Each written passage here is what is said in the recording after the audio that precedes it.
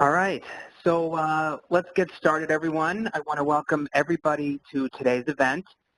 I'm Adam Berezin from MS Dynamics World. Once again, I'd like to thank everybody for taking the time to attend. So today's session is going to be fast and fun, and we are joined today by representatives of 4 leading Dynamics ISVs who are each going to present their company's solutions to all of you. And these solutions have actually been specifically designed to enhance your AX or D365 platform. Now, before I hand it off to the ISVs in just a moment, I want to mention that we welcome your questions today, and you can enter them at any time throughout the session, and we'll have our presenters take these questions in the last 10 minutes or so, and you can enter them in the Q&A block to the right side of your screen at any point. Also, something new that we're going to do is we have 4 giveaways during the hour, and as you may have already seen in our reminder emails leading up to this event, immediately after each ISV presents, we'll be picking a prize winner, courtesy of the presenting companies. But you have to be here to win. So let's get started. And each of our presenters will have 12 minutes, and we're going to begin now with Ryan Burnham from K-eCommerce. All right, thank you, Adam. So my name is Ryan Burnham. I'm with K-eCommerce. We do online stores, both B2C and B2B strategies, so direct to consumers or direct to businesses or any mix of the two, as well as a sales portal that connects to Dynamics AX and Dynamics 365 Finance and Operations, going back to Dynamics AX 2009 through to the latest versions for both.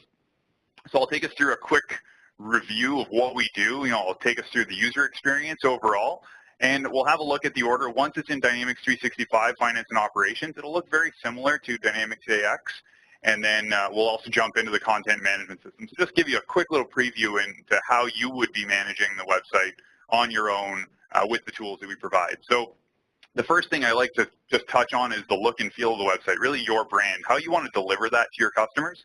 You're able to do so really in any way that you want to. You're able to drive the branding of the website using the K-eCommerce platform and using the tools at your disposal, both internally as well as externally with our team, our design team here internally, or you can also work with a third party if you wanted to. So you could do something a little bit more industrial like Mid-Continent here, or fully consumer style like Storm Bowling here. So you can really drive the way that the site is going to look and the interaction with the end user on your own using the tools that we provide. The demo environment that I've created here is an audio-visual store. So basically what I've done is I've made it so that it's both a consumer site, so anyone can come on, anyone can purchase, but we've also focused a lot on the business-to-business. So knowing who the existing customer is, knowing them already, having an existing relationship with them, and being able to personalize the experience based on who they are. So of course, when we come to an e-commerce, for anyone out there who's ever purchased, you come to a site, you know how you want to go ahead and browse. You want to go through different categories, be it smaller verticalized categories that are based on the product line, or if you want to do a very large Amazon or Best Buy style category menu, you can do so as well. And then if you're the type of customer who knows exactly what they're looking for or has a good idea, you're going to go through a search. So there's a number of different ways that the customer can interact with the website. And there's also things like being able to feature products right on the homepage. So if these are new products that are coming out, a new product line, things that are going maybe out of stock and you're going to be discontinuing it. So you're able to really highlight any product line, any information that you want to, and you have full control over the content that's being delivered to the end user. Now, what I want to do is I want to focus a little bit on the existing customer. So someone who's already done business with us. In that case, they'll already have an email address. That email address is being driven right out of Dynamics, both AX and Dynamics 365 Finance and Operations. If they ever forget their password on the website, they can go through a lost your password, or they can even go to your customer service agent who can go directly through the K-eCommerce platform and send them a new password without ever needing to type in a new password for them. When the customer logs in, we like to personalize the experience for them because, like I said, we have an existing relationship with this customer. So I'm going to show them their last 5 orders on their account just to give them a good idea of what they've been ordering, and also being able to drive or dive into any one of these orders if I want to. So I can select any one of these lines and I can see more information. I'll do that here in a couple minutes. The other thing that we're able to see here is the frequently ordered products. This is for a customer who comes on, maybe once a week, once every couple of weeks, and orders essentially the same things over and over again. Maybe they're just resupplying or restocking. Well, what they can do is go right into this page and add to cart just through one click rather than having to go and jump through a number of different categories. So if they're the type of customer who comes on and orders the same things over and over again, they can do so by you putting the tools in their hands. To really give them the tools that easily and conveniently give them a way to order from you rather than going through a salesperson or sending in an email. Now, if they're the type of customer, again, that knows or has been doing business with you for a long time and they know your product codes, then they don't necessarily have to browse through the entire site. They could just jump right into an order entry screen and enter in the SKUs that they're looking for, the quantity, hit enter, and it adds it to their cart. If they've made a mistake or if they've just entered a search term, it'll also look for that item all throughout the site. And so every bit of information on a product is going to be indexed for search. A quick review here of this page shows you that we're going to see things like the product code, the quick little image, the quantity, the unit of measure, all the pricing. And the pricing I have to specify is going to be that customer-specific pricing. So be it a trade agreement or a line discount that you've assigned to this customer, that's what they're going to see on the website when they log in. But you could differentiate a completely different or define a completely different price list or a list price for just about anybody who comes to the website. I'm just going to jump onto this product just to talk a little bit more about our integration here and talk about some of the particularities of what we do. So you have a lot of information that's going to be maintained inside Dynamics 365 or inside Dynamics AX. Things like your item title or your product code or your item number, all of your pricing, and as I said, customer specific, as well as your inventory, and in Dynamics 365 Finance and Operations, your images. This is all information that you're going to be maintaining there on a day-to-day basis because you need it for other aspects of the business. But there's additional information that your customers are going to want and need for the website. So things like long descriptions, maybe additional images, not just that one single image that you have. Things like technical specifications, a video even, or an installation guide that they can download right off of the site. This is all information that you can maintain inside K-eCommerce, inside your website, so your marketing team doesn't need a license into Dynamics to be able to start working on this. And we don't add anything inside Dynamics either. We don't add any objects to Dynamics. So we make sure that your upgrade path is also very clean because we use what's called a discrete style integration rather than an embedded style. So we still keep a copy of information outside of Dynamics to ensure that we're not relying on Dynamics for any resources at any point.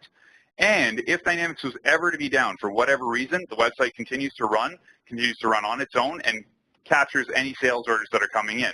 Your revenues aren't hurt by an issue with your ERP.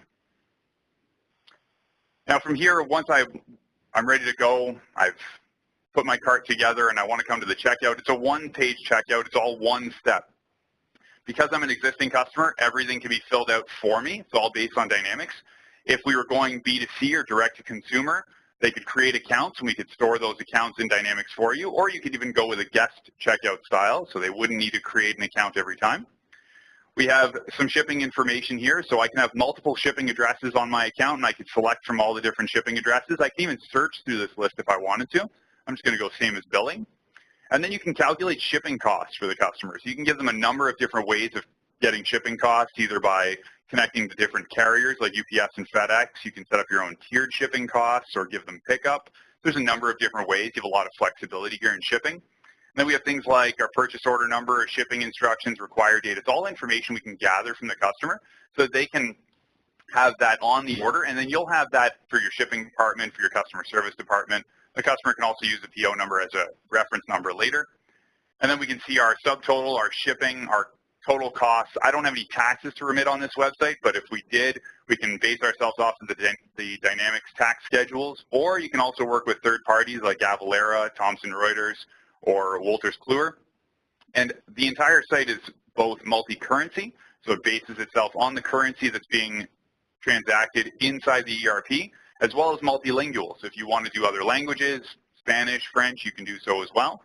And we have coupons for percentages and discounts or rebates and discounts on the site, as well as free shipping. So you can send those out to your customers, market them out to your customers, and have them use them on the website. It helps to increase adoption. If you don't want to use them, you turn them off and they disappear altogether.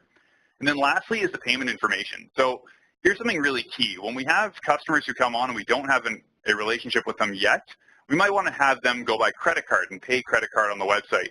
When they pay by credit card, K-eCommerce is fully PCI or Payment Card Industry Level 1 certified. That means that all secured payment data that goes through the website goes through our infrastructure at all times. It never goes through yours. So we pass that on to the payment gateway that you're working with. Or you can even let customers take it on account. So when you have a customer who pays on terms and you have an existing relationship with them, you can have them take it on account and then invoice them for it later. Obviously, I'm not going to be charging $10,000 to my card today, so I'm just going to go on account. And I'm going to come to a thank you page. So for any of you who have ordered online, you've probably seen this in the past. You create the order, you get an email confirmation that lets you know the order's gone through. Well, anyone within your organization can also receive that email to let them know the order has gone through. By the time that email hits your inbox, it's already sitting in Dynamics 365 or in Dynamics AX waiting for you. And then you can create workflows on the Dynamics side to make sure that once you have the order come through, once it comes across, then you can have a pop-up or you can have a bit of information that lets the customer service or the salesperson know that a new order has come in from the website, and then from there they can take care of the invoicing and the fulfillment. For the customer, that overall experience is not over, so they can always come in here. As I said earlier, they can see all their past orders, and they can go as far back into the accounting history as they want to go. They can see orders. They can also see invoices. And if you create a packing slip and you send out the order to the customer and you add tracking information, that information will flow back to the website so they can see that here on their account. And they'll also be able to click on a link to go to the carrier website to track it. So if it's a UPS link, they'll go over to the UPS website. They'll even get an email to let them know that the order has gone through. Now on the back end side, on your end here, so in Dynamics 365 or in Dynamics AX, what we can do is we can pull up the order as soon as it gets created, and then we can pull up all of the information that we need so we can take care of the rest of the process. So the order's already been created for you, as if it was entered in manually. But like I said earlier, if Dynamics was ever down for whatever reason, we'll push that order across only when Dynamics is ready for us, but we'll keep a copy of it in the K-eCommerce database. Now, once this is all done, you move it over to shipping, you move it over to invoicing, and all of those updates will be sent over to the customer. The other thing here as well that we can keep in mind is when we're creating an order in Dynamics AX or Dynamics 365, if anything was to happen or you want to change the order, you want to update any information, those updates flow back to the website as well. So the customer will always see those updates on the website, and so they'll see any change in prices, any changes in quantities, all of that will flow back to the site. It's just taking me a second here to pull up my orders. So we have orders that come in here from K-eCommerce into Dynamics 365, in my case here, and the only bit of information that we're going to be adding is when we're going to add the web order number to the order in Dynamics. So the only bit of information that we're going to be adding. Now from there, like I said, the rest of the process will be done in Dynamics 365, and we'll have that come across to K-eCommerce. I'm running out of time here, so I'm not going to be able to show the content management system, but if you do want to see any more, there'll be our contact details at the end of the presentation. I really want to thank everyone for attending, as well as everyone at MS Dynamics World. Thank you. All right, thanks, Brian. All right, so Neil, I'm going to make you the presenter, and while I'm doing that, I'm going to announce a prize winner. All right, so the winner of a $50 Amazon gift card from K-eCommerce goes to Ginger Ritchie. Congratulations. K-eCommerce, Ryan will follow up with you after this with more details on that prize. Thank you so much. And now I'm going to turn it over to Neil McDonald from BinaryStream. So Neil, take it away when you're ready. Okay, thank you very much. Again, I'm Neil McDonald, BinaryStream Software. We're going to talk today about our subscription billing suite. This suite is actually something that we started many years ago back in the GP space. We have it for D365 Finance and Operations, for NAV, and soon to come for Business Central. We're going to focus today on the Finance and Operations piece, though. So when we're looking at subscription billing, some of the capabilities that our product can allow you to have are the ability to create subscription billing schedules, not just at the header level, but at line level. So you can have line level control. For example, at the line level, you can have various billing types. You can have standard or straight line type of billing. You know, you're going to bill somebody a certain amount for software, for example, every month for a period of time. You might have usage-based billing, something like minutes on an IVR, cell phone minutes, professional service hours, license counts, something like that, where you're going to track their usage and bill them for that. We also have milestone-based billing, where you can bill, you know, not just January, February, March, April, but perhaps the contract says, I'm going to bill you 10% upon signing, 25% upon installation, 30% upon another milestone being met, and then the final amount when the contract is completed. How do you put that nice and neatly on a calendar if you don't know when those things are going to happen? Our milestone-based billing handles that. In addition to that, the billing types, we can also have different billing frequencies, and we have them listed there, the one-time, daily, weekly, monthly, quarterly, semi-annual, or annual billing. We have various pricing methods as well. We have standard pricing. That simply goes back and looks at the trade agreement, looks at the base price in D365 F&O, brings that price over. If your sales guy has sold it for a price other than that, by selecting flat amount, you can import in or key in any amount you want. We also have cumulative tiers or flat tiers, again, based on the trade agreements. So as we're adding the line level details, we can see a screenshot at the bottom there. We simply select what is the item type. Is it going to be a standard billing type? Is it going to be based on usage? Is it going to be based on milestones? We then say, you know, what is our billing frequency? And notice I can have different billing frequencies. They will inherit this from the header, but I can change them at the line level, and all those various ones are mentioned. Notice in my schedule, I have my first and my last two items are one time. I have a monthly item. I have an annual item. And our billing schedule is built in behind this to manage, to make sure that everything gets billed to your customer at the right time. In addition to that, we select again at the line level, what is the pricing method? Is it standard? Is it flat? Is it tiered, or is it a flat tier? Now, let's examine some of these things in just a little more detail. What is milestone billing? Here's an example. I have a template built where I'm going to tell the customer, you know, when I sell you an item, when I deliver the hardware, I'm going to bill you 50%. When the professional service is done, I'm going to bill you the additional 30%. And when the training is finished, when you've signed off, the remaining 20%. So with that template built, I can then drop that onto a schedule. So for example, I sell this item number 1000. If you look over to the right, the third column over, we have icons there to indicate that this item is the parent item. The three items underneath it are, in fact, the milestones. So that top line won't get billed, but the hardware, the pro services, the training will. Notice that there is no end date for all of these items. I have it for this one. So I delivered this hardware on 6/11/2018. When I run my invoice for the month of June, this line will be billed. These lines, without the dates, will not be billed until such time as I fill the dates in, and then I do the billing. That allows me control over when I'm going to bill my customer for these various items. What about the pricing methods? Well, standard's pretty straightforward. Again, we go back to the trade agreement, we go back to the price list, and whatever price you've assigned to that item is used. That's out of the box, and everybody can understand that one. The flat simply says if you want to import or key in a different amount, change it to flat, key that in, everything's good. What about the tiered and the flat tiered? Here's an example. If we're looking at this is a trade agreement that says from 1 to 500 items is $2 per item. From 500 to 1,000 is $1.85 per item. From 1,000 to 5,000 is $1.50 per item. After that, it's $1 per item. We'll ignore the flat tiers for just a moment. So out of the box, I sell to my customer 1,250 units.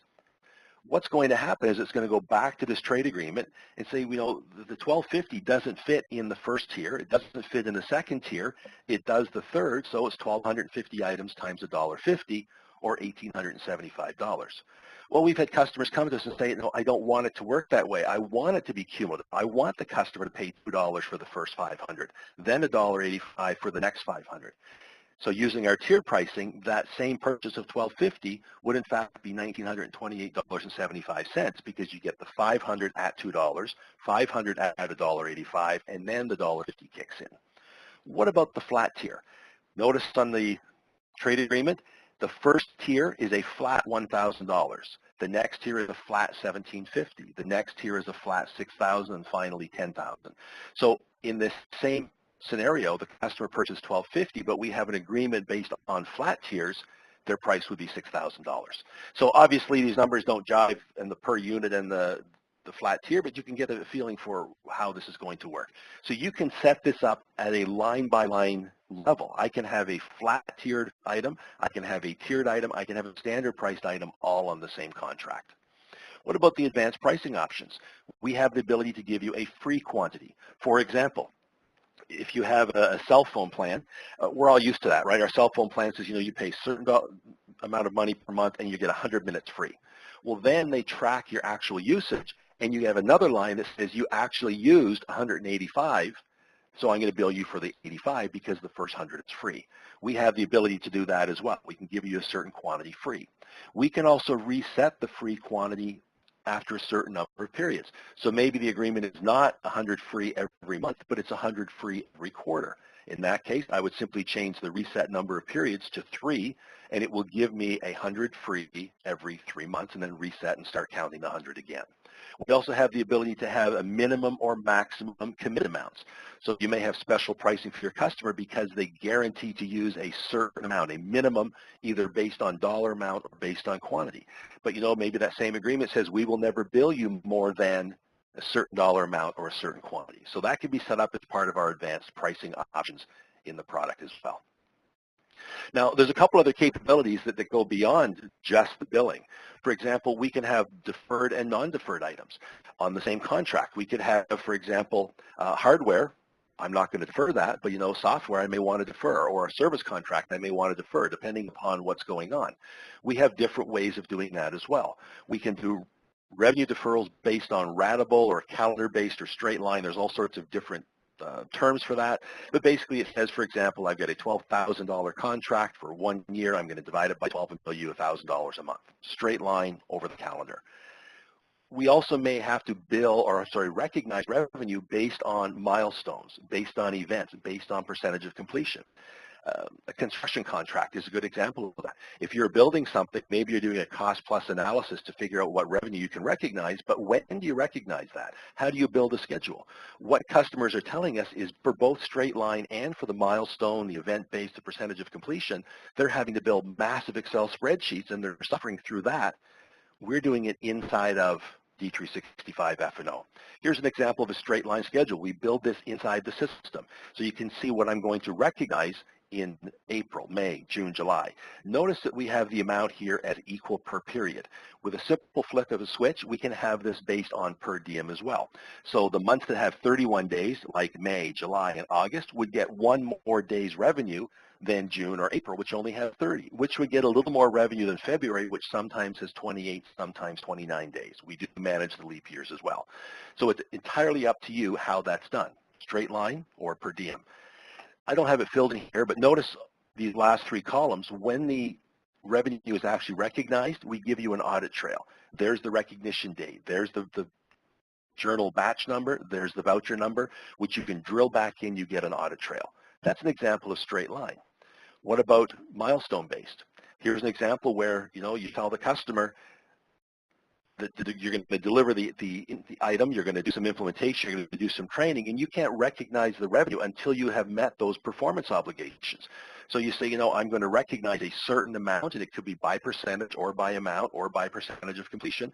And again, the deferral end date is only filled in when you meet that milestone. When you say recognize my revenue for the month of June, the delivery amount will get recognized. The other 2 will not until you import in or key in the dates for those as well. And again, you get the audit trail. The last piece of this subscription billing suite is affecting a lot of people right now. ASC 606 or IFRS 15, which is revenue from contracts with customers, is a new accounting standard that came into effect the prior January for public companies, next January for private companies, that basically says you have to make sure that you recognize the correct amount of revenue on the correct performance obligation at the correct time. It's about 200 pages of reading, but that's basically what it says. So we give you the ability inside of the ERP, not out there in Excel, you don't have to go out there somewhere at all, to determine what those performance obligations are. A single line item might have several performance obligations. We have that built into the system as well. You can also define the standalone selling price based on various criteria. And then we will automatically reallocate the revenue to assist with compliance. Looking at the example below, you starting on the left side, we can see, for example, I've got my hardware, my software, my service contract, my professional services, different billing frequencies, the amount that's actually on the contract. For example, that hardware, the customer is going to see on the invoice or the contract $6,000. If we go across, our standalone selling price for that item is $8,000.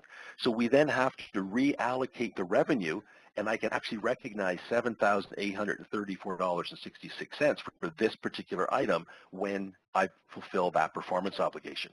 So ASC 606 requires us to do that.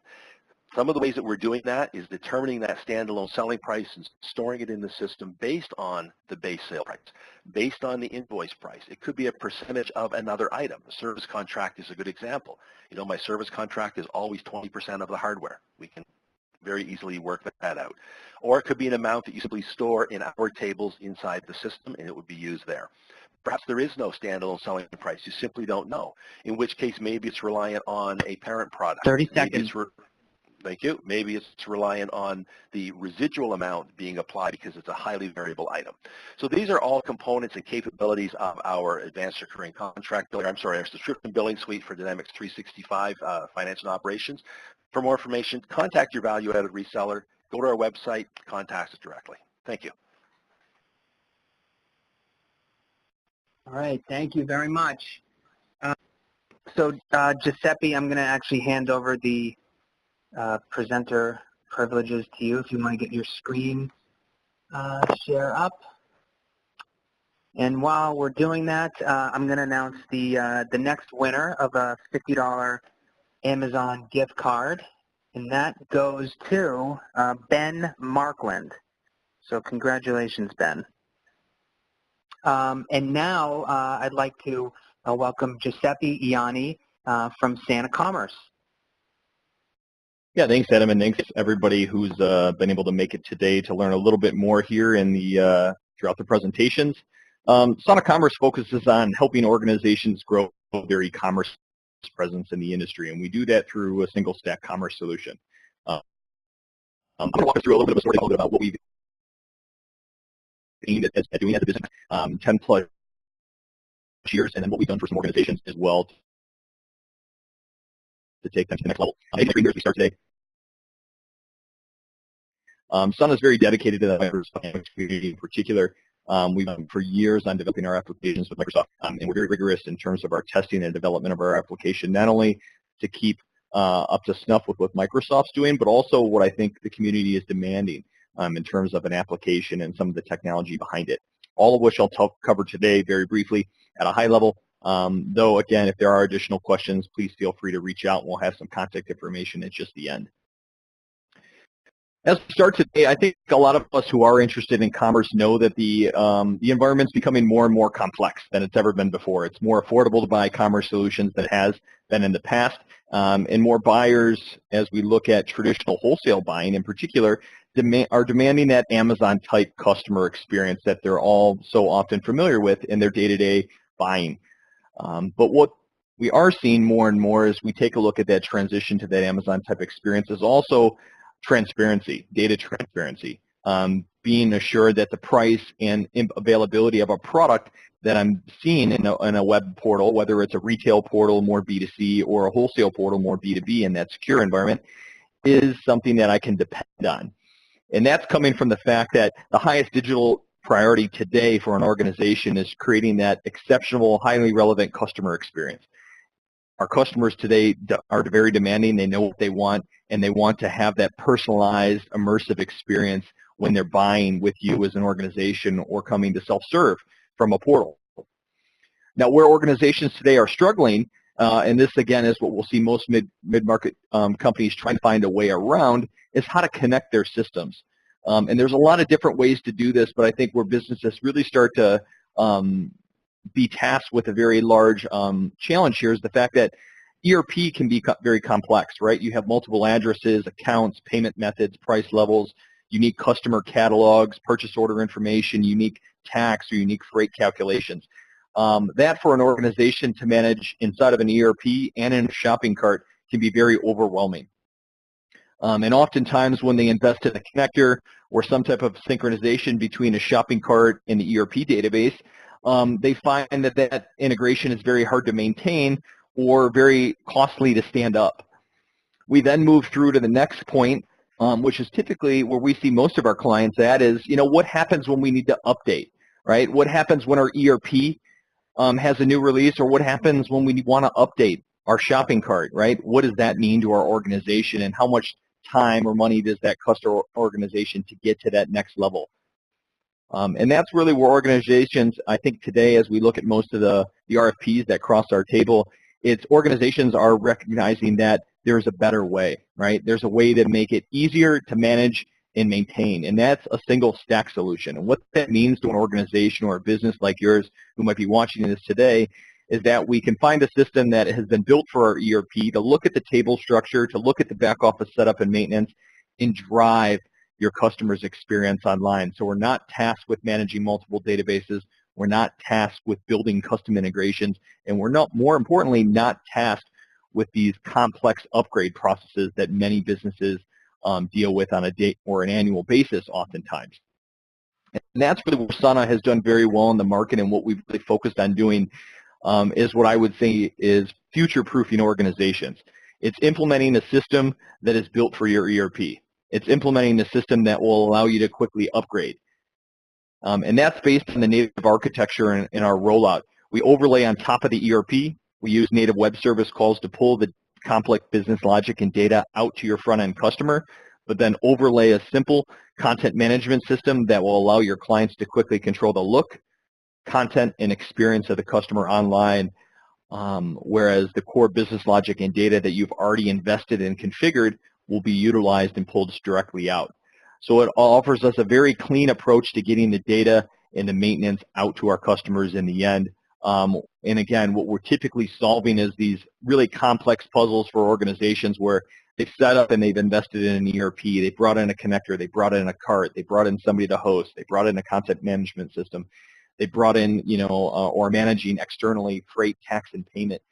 This can be rather overwhelming and complex for an organization. And again, upon upgrade, this is where really organizations start to see the pain, is that, hey, you know what, my ERP is upgrading, but I love where my shopping cart's at today. Well, you still got to upgrade your cart. That happens to organizations every day, and that's typically where we see clients coming to us. As an organization, what we did is we kind of took a step back years ago and said, you know what, we need to find a way to allow this pain to be removed from our clients.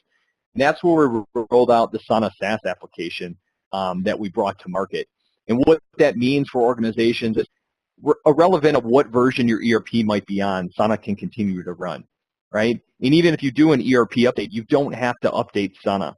We're constantly delivering new add-ons, allowing our clients to add components on, remove components at any given date or time. Constantly keeping the latest version of Sana there, constantly allowing Sana to deliver new code at any point to you out in the cloud with a true SaaS-based application.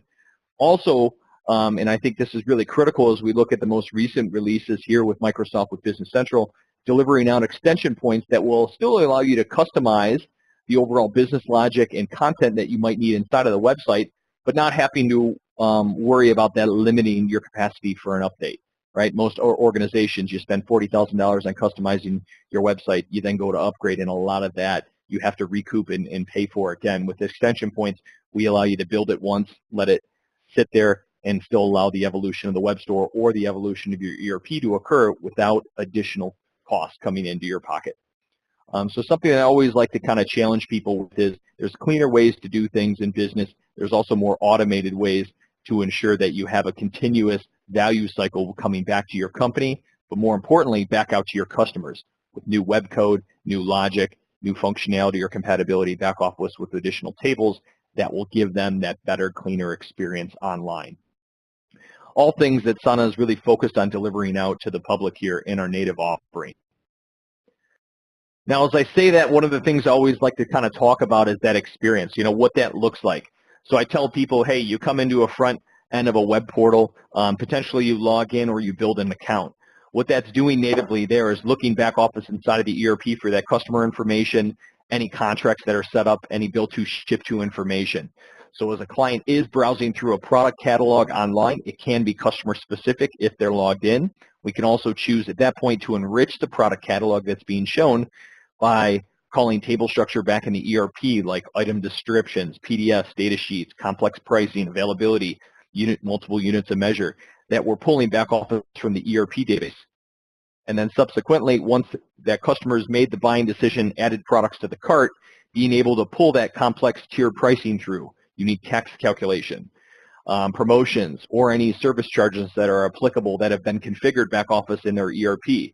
Again, and as we look at this and slide through, we can see pulling a lot of native ERP content back out to ensure that the cart experience is streamlined and you're not having to reconfigure all this inside of the cart or browser. So when the client inevitably checks out and places his order, that order is coming immediately back to the ERP, okay, in real time, capturing both a quote or an order, pulling back delivery information out to the website so a client can track, seeing the delivery information as it flows through to the ERP, and then allowing the client to self-serve in the portal, which will subsequently allow them to initiate returns or pay bills from the portal, but push that information back to the ERP as well. Also allowing us to view any credit notes that might be out there. So nice clean process from front to back office. Now that's really what Sana focuses on doing, is streamlining organizations, but what I also like to challenge people with is how do we get to our next? As an organization, oftentimes people will come to us, have a cart in place. They want to find a better way to do it. IHL is an organization that we help do that. They looked at selling product up in a market where they were selling to contractors and DIYers. Their challenge as an organization really was the fact that they had a disjointed commerce system and a disjointed WMS. They implemented Dynamics, a WMS, and Sana, and in the end, they were able to take an order at 3 o'clock, have it on the truck by 4 o'clock, or have a contractor place an order at lunch and pick it up by the end of the day. So in a market where they were dealing with Home Depot and Lowe's and trying to compete, they were able to differentiate their brand by utilizing technology, real-time nature, and transparency, what allowed their business and brand to really be seen in a different light and capture a market segment of DIYers and contractors that allowed them to be better than what they were. And that's really what we look and I think try to challenge organizations to do, is find a way to do more with what you have. Find a way to invest and utilize the technology you've invested in to take your business to the next level and offer your customers better experience. And that's what we focus on doing. So I would encourage anybody who that might have kind of spurred a thought inside of, to take a little bit more information off our website. We have some great white papers and data sheets on how to do better, how to utilize your ERP database to do more for your business. And if there are any questions, comments that we can help with, or information or gaps that we can fill as an organization, we'd be happy to speak with you guys more. So please feel free to reach out to us, visit our website, or schedule a presentation with one of our sales consultants here, and we'd be happy to speak with you. Thank you. All right, thanks, Giuseppe. I'm going to switch it over to Doug, and while I'm doing that, I'm going to announce the next prize winner.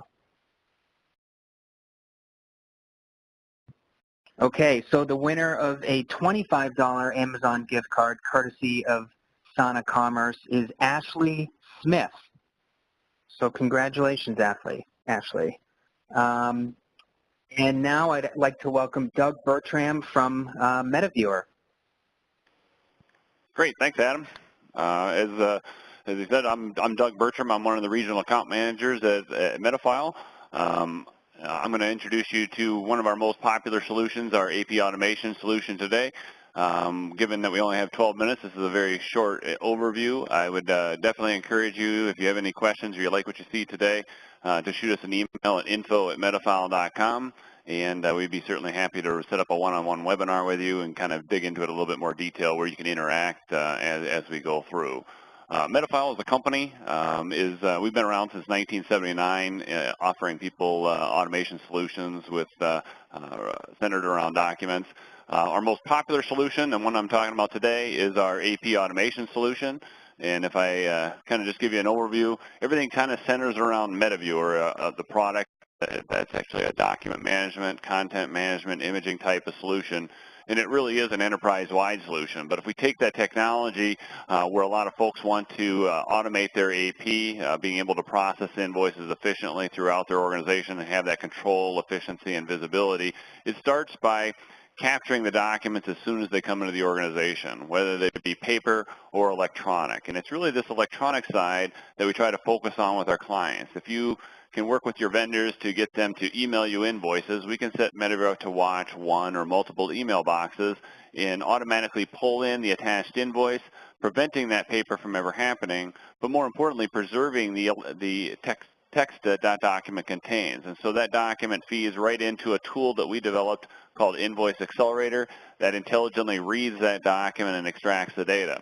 We use the data to index or identify what that document's all about, but ultimately we're going to workflow that around, interacting with your Microsoft Dynamics solution throughout the process, and then we have some web services that we're going to push and create the transactions up in AX.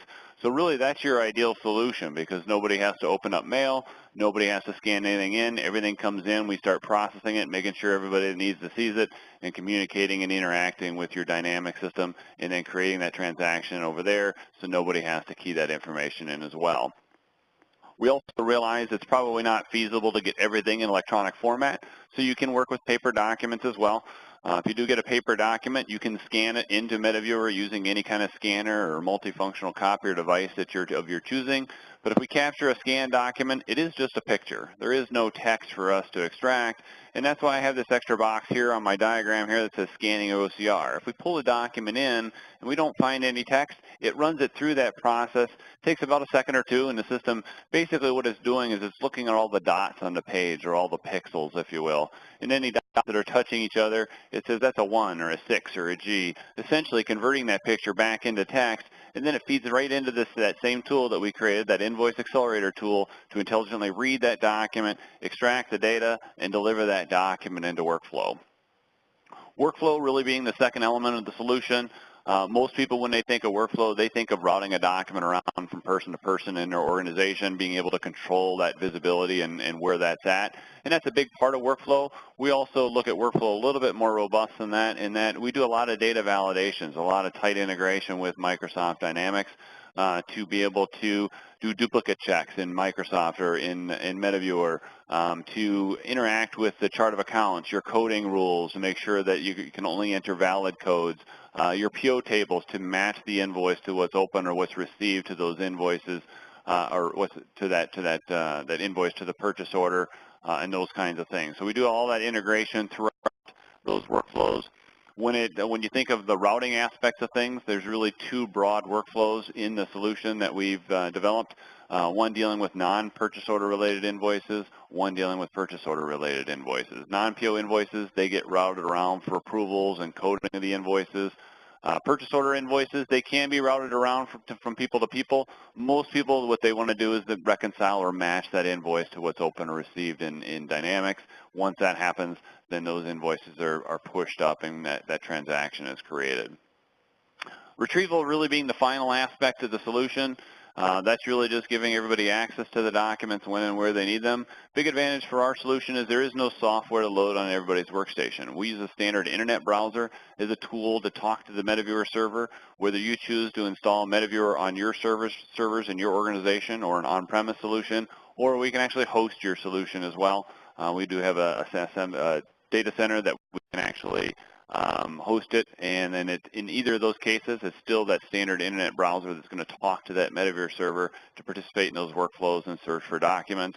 That browser interface is mobile friendly, so if I logged in on a smaller device like a phone or a tablet, it's going to sense what kind of device I'm on, and it's going to adjust the layout so that you can still see all the same information. We're just going to present it in a little bit easier format so it fits the size of that device. If I'm in the office here and I have dual monitors or things like that, we can accommodate those as well. But then on your mobile or your tablets and things like that, you can use your gestures that you're all familiar with pinching and zooming and swiping and all those kinds of things. And then to take that retrieval one step further, we do have an application that installs within AX that allows you to any screen that you have within AX or D365 that has a menu across the top, you will now see a new menu item called MetaViewer, and then you can actually link documents directly to the various screens. so that if I'm looking at a transaction and I click the View Invoice button, it feeds me data from that active screen, automatically executes a search in MetaViewer, and in a second or two, I see that matching document side by side with my AX screen. And so really why that's important is as that document flowed through workflow, we tracked audit trails of who did what with that document on what date and time, who coded it, who approved it, did they put notes on it. All that information you'll be able to see right there with that invoice when you retrieve that document back from Dynamics. Since I do have a little bit more time here, that's kind of really the overview of what the entire solution is of that AP automation solution. I do have a little bit more time, so I'm going to actually jump over into a virtual machine that I have Microsoft Dynamics running, and I've got a few documents staged here just to kind of give you a quick overview of how things flow through the process. So we capture the documents, we pull them in, we extract the data, we can review the data here. If anything's incorrect, I can change the vendor, I can change the company, and all these are tying directly to Microsoft Dynamics AX. If everything looks good, I click a button that says Code and Reconcile. It now communicates directly with my Microsoft Dynamics solution, and if I have default account codes set up for that vendor, it'll automatically code the invoice based on those defaults. And every company is a little bit different in how they obviously the dimensions would be a little bit different. Mine is set up with main account, business unit, and departments, and mine is set up to allow me to do project entry as well. But if I want, I could either change the default coding here, or I could come in and I can say I want to add a row, and then I can say this is a project item.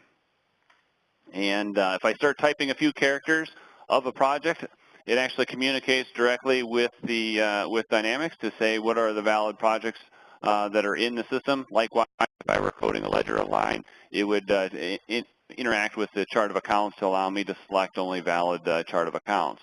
If I continue to type here or select from the list, I can tab off, and then for my project activities, I can hit drop downs, and all these are all interacted. I can pick what kind of items that is it billable or non-billable. For my project line property, business unit, I'll leave it 001, and I'll select, say, 24 for here. And I can add a line of $1,000. Well, now that since I automatically coded everything and everything was balanced, I'm now off by $1,000. So I'm going to come in here and I'm going to reduce this by 1,000, kind of tie everything out. So once I've got it coded, I can say, yep, I want either approval required. I can click this coded approval required. It now communicates with our own system to say, hey, the last time we coded an invoice for this company vendor combination, who are the approvers? And I can specify up to 5 levels of approval. In my system, since it's just a simple demo system, the last time I routed one of these, it was just to Department 100. But I could actually add additional approvers. I can say Manager 500 or Manager 100, I guess. I can say I want the CFO to have it. And I can pick however many the different people that I want. We can also build rules in here so that if I were to pick somebody like Department 600, it then, based off of the invoice amount, it can decide my approval limit, that's over my approval limit, so then it automatically assigns it to my manager as well. And if this invoice were over the manager's approval limit, it could then automatically assign the third and approver and so on. But once I pick what I want there, I just say send for approval. Since I changed the defaults, it asks me if I want to update my defaults or leave them current. I'll just say leave current, and then immediately it's sent to that approver for their review, and then they can work with the document, and then once everything's been approved and coded, we then push and create that transaction up in Dynamics. So that's just a simple overview of the solution. Since I'm kind of running out of time here, AP is kind of really the most popular solution that we do. We do offer that the solution can be used for quite a few different purposes. Accounts receivable, order processing, HR, check batch approval, all kinds of different things, expense reports, requisitions, all kinds of different places that you can leverage that same investment in that technology to better automate your processes and documents and business processes. For more information, I would kind of highly recommend you to shoot us an email at info@metafile.com, or since we are a certified application on Microsoft, you can actually go to Microsoft's AppSource website, appsource.microsoft.com, and you can, if you search for MetaViewer, you would be taken to our landing page here, where you can learn a little bit more about the product, download a brochure, and those types of things. That I think I'm getting close to my time. Adam, I can turn it back over to you. So, before we take questions, I'm going to announce the next prize winner of a $50 Amazon gift card courtesy of Metafile. And the winner is Garth Woods. So congratulations, Garth. Okay, so now we're going to take questions. If you have a question, please feel free to type it into the Q&A box on the right side of your screen, and we'll be sure to get to everyone before the event ends. And if you do have a question and you want to take it offline, here are the information of the presenters. So let's give people just a couple of minutes to collect their thoughts and see if there's any questions.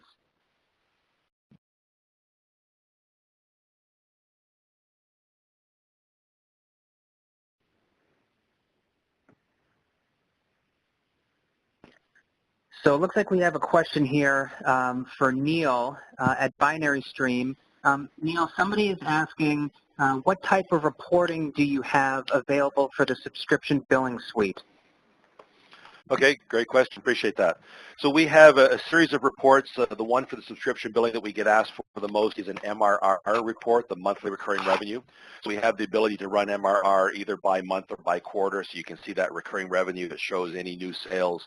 It shows any changes, any additions, upgrades, downgrades, and of course the churn. On the deferral side, we have a deferral balance report that allows you to pick any date in the past. It will rebuild what your deferral account looked like on that date based on the schedules. We also have a waterfall report, so you can see how those dollars are going to flow from the balance sheet to the P&L. And then we have a deferral balance report that shows what's left in your deferral account, assuming you do your revenue recognition on a timely basis. So that's just 3 of the reports we have. There's several others. Most of them are in SSRS format, so SQL Server Reporting Services. That's just a few of them. Those are the ones that are most popular. And Neil, actually, somebody else is asking if they can get pricing for BinaryStream. I don't know if you'd like to take that offline with them. That's up to you. Yeah, the best bet for any pricing is go to your value-added reseller. They can help you out, or contact BinaryStream directly. Just send an email to sales@binarystream.com, and one of the account managers will be assigned to assist you. Okay, perfect. Okay, let's see if we have any more questions. Actually, Giuseppe, it looks like we have a question for Santa. Someone's asking, does Santa support retail and wholesale ordering environments? Yeah, we do. We support both in the native rollout of the application. So there's the B2C flavor, or new customer, not unknown customer, secure B2B ordering, as well as the order entry functionality for a sales rep or customer service agent. So all 3 are native part of the rollout. And there's actually a follow-up question to that as well. Someone's asking, what are Santa's capabilities with quoting? Yeah, we natively support ordering as well as quoting, and we also support quote-to-order conversion through the native portal. So whatever quoting, type of quoting engine we would have based on the ERP that you're running back office, we would support both quoting and ordering.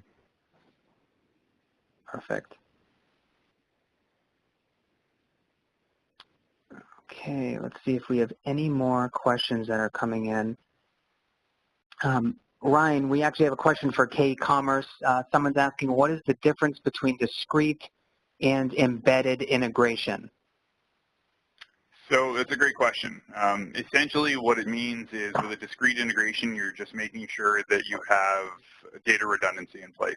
So if anything was to happen to your ERP, if it's not up, if it's not running, or if it doesn't have enough resources to provide for what could potentially be thousands of users all on the website at the same time, then your website can provide that information directly. So the way that we implement our integration, the way that we implement our websites is that they're running off of their own discrete integration. So they're communicating with the ERP, but they're not relying on the ERP for resources. So it means that the website can continue to run at any time, and it has all the resources necessary to be able to provide a quick, snappy experience to the end user, rather than slowing down or feeling sluggish because there's too many people on the website all at once pinging the ERP for information.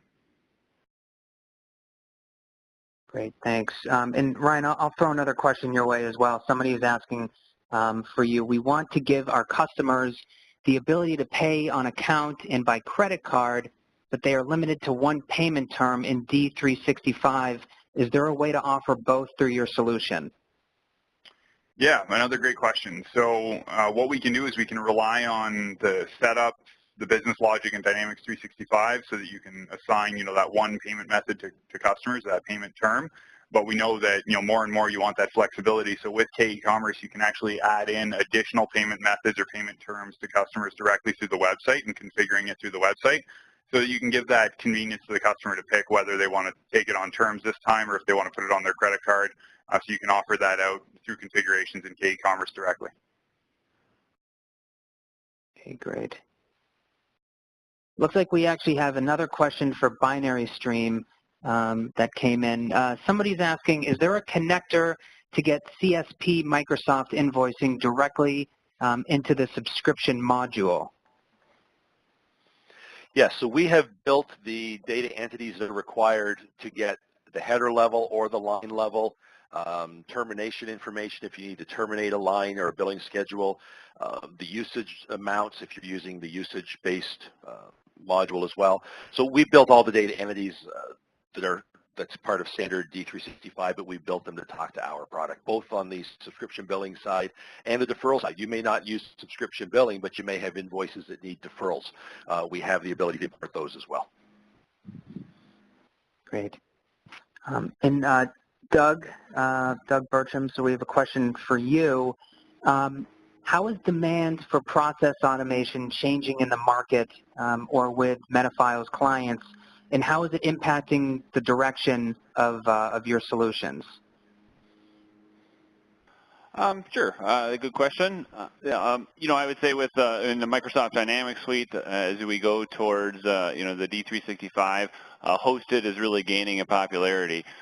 We've actually developed our hosted facility several years ago, but it was a little bit slow to be picked up, and we're seeing a lot more with things like D365 being a hosted offering. More and more clients are looking for that hosted solution. So being able to offer the solution either on-prem or hosted through our facility kind of mirrors some of that. I think some of the other things, we've got so many other projects going on in being able to implement the solutions quicker, developing some standard solutions like I kind of gave the overview to today, but allowing it to be flexible enough to quickly adapt to the specific needs of a client. So I would say those are kind of two of the biggest changes that we've seen, the increase of hosted as well as the ability to deliver the solutions in a much more timely fashion. Great.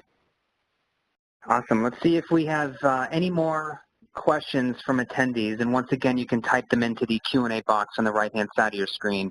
We'll just give people another minute to kind of collect their thoughts.